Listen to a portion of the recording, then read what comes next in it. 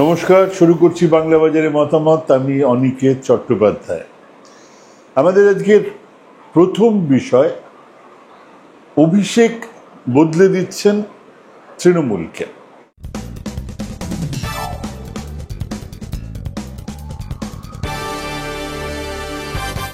তৃণমূলের জন্ম হয়েছিল নিখাদ সিপিএম বিরোধিতার জায়গা থেকে, আর কিচ্ছু নয়।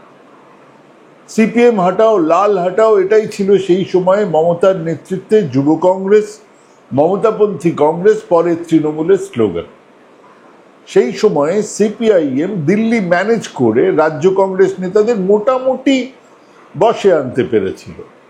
তারা খানিক মুখ খুলতেন, ব্যাস ওই পর্যন্ত। মমতা ছিলেন কংগ্রেসের মধ্যে সেই অর্থে সিপিআইএম বিরোধী, আর তাই তার নেতৃত্বে কংগ্রেসের মধ্যে রাজ্য কংগ্রেসের আপোষকামিতার বিরোধিতা করে মমতা তৃণমূল তৈরি করলেন। কাজেই এর পথ, মত, দর্শন সবটার মূল কথা হলো সিপিআইএম বিরোধিতা একটা সময় পর্যন্ত। সেটা ছিল 1998। তারপরে 13 বছরের মাথায় সিপিআইএম উৎখাত হলো, মমতার সরকার হলো। প্রথম 2-3 বছর যা হয় ওই সিপিএমই থেকে গেল মমতার প্রধান শত্রু, কিন্তু দুর্বল শত্রু। তারাই যদি এ রাজ্যের প্রধান বড় বিরোধী শক্তি হিসেবে থাকতো 34-38% ভোট নিয়ে, তাহলে তৃণমূলের ওই সিপিএম বিরোধিতাই হয়ে থাকতো মূল বিষয়। কিন্তু 2014 থেকে ছবিটা বদলাতে শুরু করলো, বিজেপি উঠে আসতে শুরু করলো। নরেন্দ্র মোদীর সরকার আসার সঙ্গে সঙ্গেই মমতা বিজেপি বিরোধিতার শর্তেই সংখ্যালঘুদের ভোট ধরে রাখতে পারবেন সেটা বুঝেছিলেন। কাজেই বিজেপি বিরোধিতা, তীব্র বিজেপি বিরোধিতা জায়গা করে নিল তৃণমূলের রাজনৈতিক কর্মসূচি। সিপিআইএম বিরোধিতা দ্বিতীয় স্তরে যেতে থাকলো, বিজেপি বিরোধিতাই হয়ে উঠল প্রথম রাজনৈতিক কৌশল। অন্যদিকে রাজ্যের সিপিএম কংগ্রেস থাক, তাদের কাছে 5-8% ভোট ক্ষতি কি, একটা বাফার জোন। কাজেই এই পর্যায়ে এসে তৃণমূল আবার নিজেকে বদলালো, তার রাজনৈতিক কর্মসূচিতে জায়গা করে নিল বিজেপি বিরোধিতা, মাঝে মধ্যে সিপিআইএম কংগ্রেস ইত্যাদি। এদিকে 17-18 থেকে যুবরাজের উঠে আসা, হ্যাঁ আমি অভিষেক বন্দ্যোপাধ্যায়ের কথা বলছি, এবং তার হাত ধরে আইপ্যাক। ওদিকে দলের মধ্যে নারদা সারদা দুর্নীতির অভিযোগ। অভিষেক এই খুচরো দুর্নীতির বিরুদ্ধে দলের মধ্যে মুখ খুললেন, বিরোধিতাও ছিল। কিন্তু বড় নেতাদের গ্রেপ্তারি, কিছু নেতার দলত্যাগ অভিষেকের কাজটা অনেক সোজা করে দিয়েছে, এবং সেই সময় থেকেই তৃণমূলের কাঠামোগত পরিবর্তন শুরু হয়েছে। মানে এর আগের যে পরিবর্তনটা ছিল সেটা কিন্তু কেবলমাত্র তাদের কর্মসূচির পরিবর্তন। মানে একটা সময় পর্যন্ত সিপিআইএম এর নিখাদ বিরোধিতা, তারপরে সিপিআইএম কম, এখন বিজেপির বিরোধিতা, এবং সেই শর্তে সংখ্যালঘুদের সমর্থন। কিন্তু এবারে তার স্ট্রাকচারাল চেঞ্জ আসতে শুরু করবে। শিল্প আসবে, শিল্পপতিরা আসবেন, ইলেকশন বন্ডে টাকা দেবেন। কেন দেবেন তা ওপেন সিক্রেট, কিন্তু এই তোলাবাজি বন্ধ করো। কিন্তু তা করতে গেলে নিজেকে দাঁড়াতে হয়, সেই সমর্থন জোটাতে হয়। তৃণমূলে উনি 1 নম্বর নন, 2 নম্বর। আর 1 আর 2 এর বিস্তর ফারাক। 2021-এ তৃণমূলের রাজনৈতিক শত্রু মিত্রের একটা তালিকা তৈরি করেই দিয়েছে। প্রথমে দেশের আঞ্চলিক দলগুলো, তারা বন্ধু। তারপরে দেশের জাতীয় কংগ্রেস দ্বিতীয় জায়গায়, তাদের সঙ্গে নিয়ে একটা জোট। কিন্তু এ রাজ্যে সিপিএম কংগ্রেসের বিরোধিতা আর বিজেপির সার্বিক বিরোধিতাকে সামনে রেখে এবারে তৃণমূল আরো 2টো অস্ত্রকে সানিয়ে রেখেছে হাতে। তাদের আরো 2টো অস্ত্র। 2021-এর আগে থেকেই ওই কন্যাশ্রী, স্বাস্থ্যসাথী, দুয়ারে সরকার তো ছিলই। 21 সালের জুলাই মাস থেকে লক্ষ্মীর ভান্ডার শুরু হলো। মানে এক বিরাট সরাসরি উপকৃত মানুষদের সমর্থন পেলেন মমতা বন্দ্যোপাধ্যায়। এর পরের অস্ত্র হলো বাঙালি, বাংলার বঞ্চনা, বাংলাকে ঠকানো হচ্ছে, বিজেপি বাঙালি বিরোধী ইত্যাদি ইত্যাদি। তৃণমূল কংগ্রেস আবার একটা নতুন স্লোগান তুলল, বাংলা নিজের মেয়েকেই চায়। 2021-এর জয়ের পরে সেই বাংলাকেই বঞ্চনার কথা আরো তীব্র করা হচ্ছে। এই সব কিছুকে সামনে রেখেই 2024-এর 29টা আসন বিজেপিকে রুখে দেওয়া, এবং অনেক বেশি কনফিডেন্ট মমতা। তৃণমূল দল এবারে তাদের সাংগঠনিক কাঠামোতে সত্যি করেই হাত দিতে শুরু করেছে, অন্তত সেটা মনে হচ্ছে। এর আগে সারা দেশে কোনো মন্ত্রী সরকারি আধিকারিকের সঙ্গে দুর্ব্যবহারের জন্য পদত্যাগ করতে হয়েছে না, এরকম আগে শুনেছেন? বাংলা তো ছেড়েই দিন, সারা দেশে কোথাও শুনেছেন? আমার তো মনে পড়ছে না। কাঁথির এই অখিলগিরি এর আগেও যথেষ্ট নোংরা কথা বলেছেন। বেসিক্যালি একজন অশিক্ষিতের মতন কথা এর আগেও তিনি বলেছেন, দেশের রাষ্ট্রপতি সম্পর্কেই বলেছেন। তখন ক্ষমাটা চেয়ে পার পেয়ে গিয়েছিলেন। এখন তৃণমূলের এই ট্রান্সফরমেশনের সময়ে সেই ছাড় তিনি আর পেলেন না।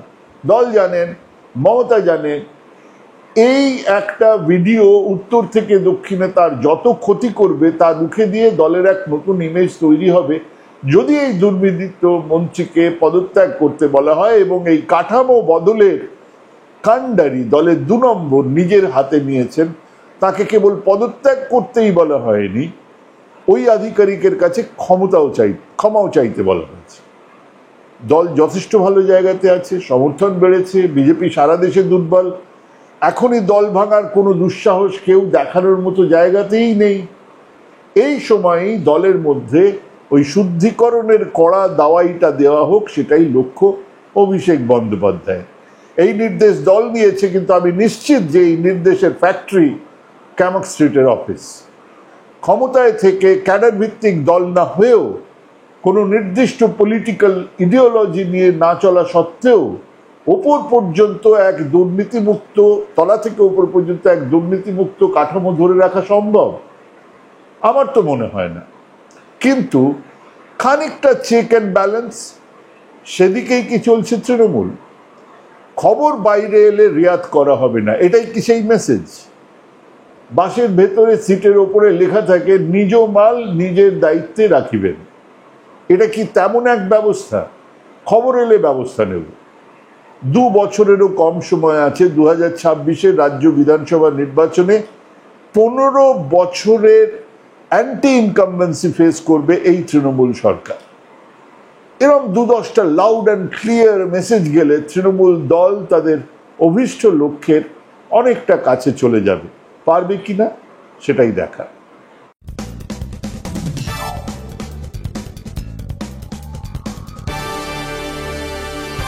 আমাদের দ্বিতীয় বিষয়, মহারাষ্ট্রের সমীক্ষা কি বলছে। মহারাষ্ট্র নিয়ে বিজেপির মাথা ব্যথা আরো বাড়ল। এই কদিন আগে জনসত্তার এক সমীক্ষায় বলা হলো, জনসত্তা উত্তর ভারতের খুব বড় কাগজ, সেখানে বলা হলো এই মুহূর্তে ভোট হলে বিজেপি জোট পাবে 55 থেকে 65টা আসন, মোট আসন 288টা। বিজেপি 2019-এ পেয়েছিল 105টা আসন, 2014-তে পেয়েছিল 122টা আসন। মহাবিকাশ আঘাড়ি এই মুহূর্তে ভোট হলে 170টার বেশি আসন পেতে পারে বলে এই সমীক্ষাতে বলা হচ্ছে। বিজেপি, সিন্ধে, শিবসেনা আর অজিত পাওয়ারের এনসিপি সব মিলিয়ে 105টার বেশি আসন পাবে না মহাদুতি জোট। আর একটা সার্ভে যা নাকি কেবল মুম্বাই এলাকার 36টা আসনকে নিয়ে করা হয়েছে, সেখানেও অনেক এগিয়ে মহাবিকাশ আঘাড়ি। 2019-এ এই 36টা আসনে মহাদুতি জোট মানে বিজেপি, সিন্ধে, শিবসেনা আর অজিত পাওয়ারের জোটের হাতে 28টা আসন ছিল।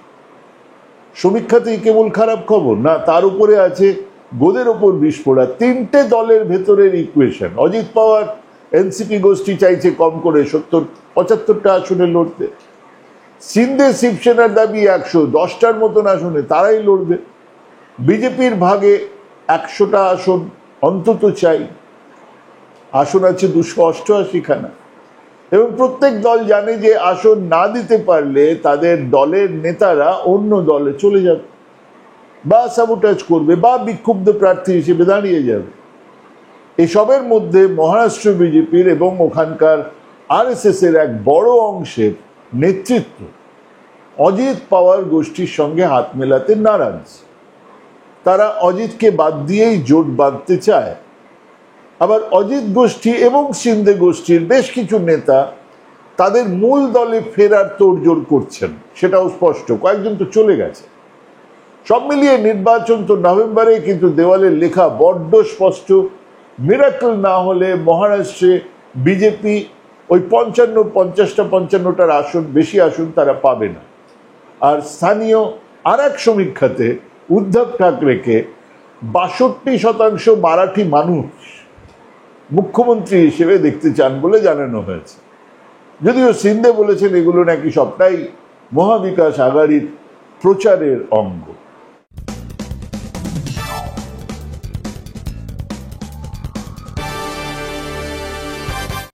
আমাদের পরবর্তী বিষয়ে বাংলাদেশে গৃহযুদ্ধ, হাসিনার ভুল এবং জামাতের চাল। হাসিনা মিলিটারি হেলিকপ্টারে চেপে ভারতে চলে এলেন।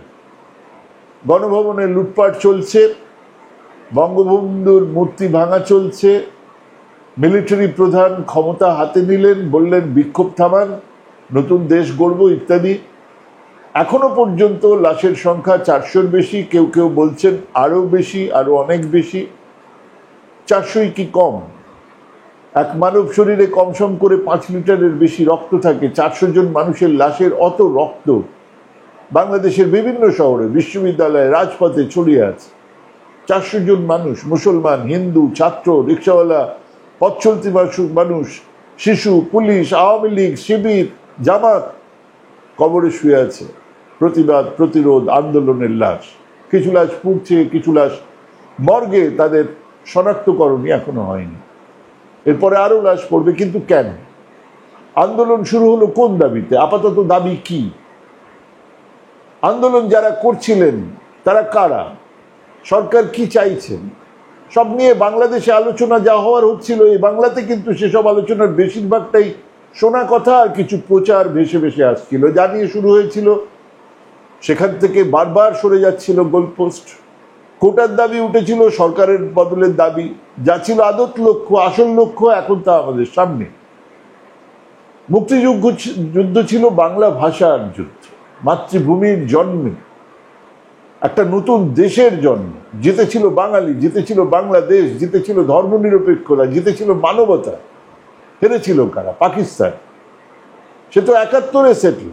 বাংলাদেশ তো আরো নতুন করে পাকিস্তান হবে না, হওয়া সম্ভব নয়। আসলে সেদিন হেরেছিল সেই ঘাতক দালাল রাজাকারেরা, যারা বাংলা ভাষা, মাতৃভাষার দাবিকে উপেক্ষা করেছিল। হেরেছিল তারা যারা এক মৌলবাদকে সামনে রেখে ধর্মনিরপেক্ষতার বিরুদ্ধে সরব ছিল। হেরেছিল তারা যারা দেশের গণতান্ত্রিক কাঠামোকে ধ্বংস করতে চেয়েছিল। তারা সেদিন হেরেছিল। কিন্তু শেষ হয়ে গিয়েছিল কি? তারা কি একেবারেই শেষ হয়ে গেছিল? একেবারেই নয়। তারা শেষ হলে জাতির পিতাকে হত্যা করলো কারা? মাত্র 71-এ যে দেশটা স্বাধীন হলো, যার নেতৃত্বে স্বাধীন হলো, তাকে 75-এ বংশশুদ্ধ, আত্মীয় স্বজন, বউ, ছেলে, মেয়ে সবাই। সেই গণতন্ত্রকে সামরিক ছাউনিতে নিয়ে গেল কারা? তারা শেষ হয়নি, বরং তারা বারবার তাদের সমস্ত শক্তি নিয়ে ফিরে ফিরে আসছে, আবার ফিরে এসে দখল নিতে চায় এই অর্জিত স্বাধীনতায়। বাংলাদেশের যে কোনো আন্দোলনে, সামাজিক, রাজনৈতিক যে কোনো কর্মকাণ্ড, এই দুটো ধারা আছে। হেরেছে, শেষ হয়ে যায়। ঠিক আমাদের দেশের আরএসএস, হিন্দু মহাসভা, জনসংঘ, বিজেপির মতনই এক বিপজ্জনক দর্শন নিয়ে তারাও কাজ করেই চলেছে। কাজেই আপনার এক চোখ যদি ভাতের লড়াইয়ের দিকে হয়, তাহলে আর এক চোখকে রাখা উচিত ছিল এই জামাত, শিবির, রাজাকার, হেফাজতের দিকে। আমাদের দেশে আমাদেরও রাখাই উচিত ওই আরএসএস আর তার শাখা সংগঠনগুলোর দিকে। হাসিনাকে গণ আন্দোলনের ফলে সরে যেতে হলো, সেটাও বাংলাদেশে এমন কিছু নতুন নয়। কিন্তু কারা লাভবান হলেন এই আন্দোলনের ফলে? কেন ভাঙা হচ্ছে বঙ্গবন্ধুর মূর্তি? কেন জ্বলছে 32 নম্বর ধানমন্ডি, যেখানে মুজিবের লাশ পড়েছিল? সেই ঘর কেন পুড়ছে দাও দাও করে? এই স্লোগানে কারা কোটার আন্দোলনকে এই পর্যায়ে নিয়ে গেলেন? কাদের মাথা থেকে বের হলো এই স্লোগান? ভাবতে হবে। বাংলাদেশের গত কয়েক বছরের রাজনৈতিক পরিসরে গণতন্ত্রের ওপর আঘাত এসেছে বারবার। হাসিনা থাকাকালীন গণতন্ত্রের প্রাথমিক শর্তগুলোকে লঙ্ঘন করেছেন তার সরকার, এ নিয়ে কোনো দ্বিমত নেই। আওয়ামী লীগের তো ভাবা উচিত ছিল ছাত্রলীগের গুন্ডারা দেশ চালাবে কি, এটাও তো তাদের ভাবতে হতো। আন্দোলন শুরু হয়েছিল মুক্তিযোদ্ধা কোটা সংশোধনের দাবিতে। কখন? যখন সেই সিদ্ধান্ত বিচারের জন্য অপেক্ষায়, বিচারপতিরা রায় দেবেন 1 মাসের মধ্যে, তবু আন্দোলন শুরু হয়েছিল, মানা গেল। একসরে এসে বিচারের রায়ও চলে এলো, তুলে নেওয়া হলো সেই কোটা। কিন্তু আন্দোলন এইবারে আসল জায়গায় কেন চললো গুলি, এবং গুলির পেছনে কারণ জানার আগে হাসিনার পদত্যাগ চাই। সরকারের পদত্যাগী হয়ে উঠল প্রথম আর প্রধান দাবি, সেটাই ছিল আসল দাবি। কারা আসবেন তার বদলে? প্রতিবাদী ছাত্রদের কোনো দল গিয়ে বসেছেন আজকের মিটিংয়ে ওই সৈনিক সামরিক বাহিনীর চিফের সঙ্গে?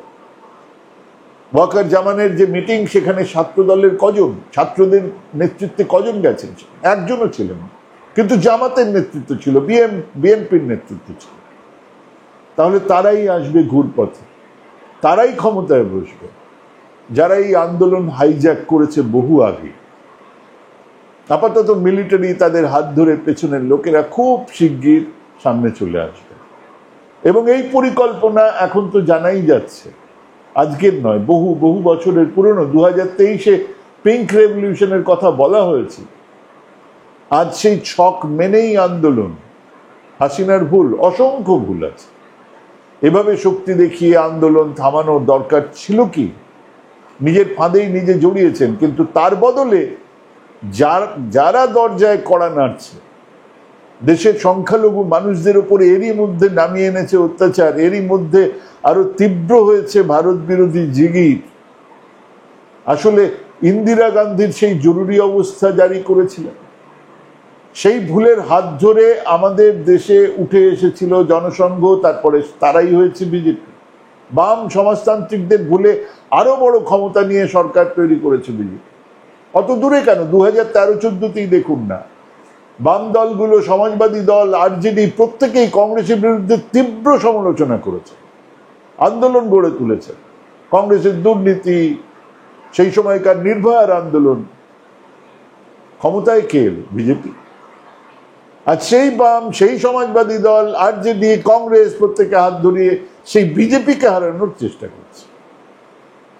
বাংলাদেশ সেই বাঁকের মোড়ে দাঁড়িয়েছিল, হয় আওয়ামী লীগ জিততো, না হলে হাসিনা থাকতো, না হলে জামাত, বিজেপি, বিএনপি জোট ক্ষমতায় আসতো। হাসিনা হারলেন, মুক্তিযুদ্ধ হারলো, এই জয়ে যা এলো তার নিখাদ মিলিটারি শাসন। আপাতত এই ছাত্ররা, এই বামেরা, এই ধর্মনিরপেক্ষ মানুষরা যখন এই সারসত্ব বুঝতে পারবেন, ততদিনে অনেক দেরি হয়ে যাবে, অনেক ক্ষতি হয়ে যাবে। কিন্তু এখনো যদি একসুতো সেই সুযোগ থাকে, যদি সামান্য ঘুরে দাঁড়ায় মানুষ, তাহলে বলবো বাংলাদেশ ঘুরে দাঁড়াও। আজকে এখানেই শেষ করছি। নমস্কার।